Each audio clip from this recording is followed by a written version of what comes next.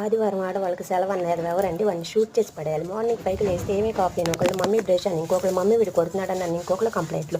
Tiffin ఏంటి అని అడుగుతారా, ఈజీగా అయిపోతుంది కదా ఇడ్లీ చేద్దామా అనబోయేసరికి ఈరోజు నాకు ఇడ్లీ వద్దు చపాతీ అని ఒకడు, పూరి అని ఇంకొకళ్ళు అంటారు. ఇంకో పెద్ద కేక ఏంటా అంటే చట్నీ 2 రకాలైన ఉండాలి, నీళ్ళు మాడ అని పోసుకో బయటకు వెళ్ళి చికెన్ తెస్తాను అంటాడు. ఇంట్లో ఉన్న పిల్లబడింకాయలకు వినిపిస్తుంది.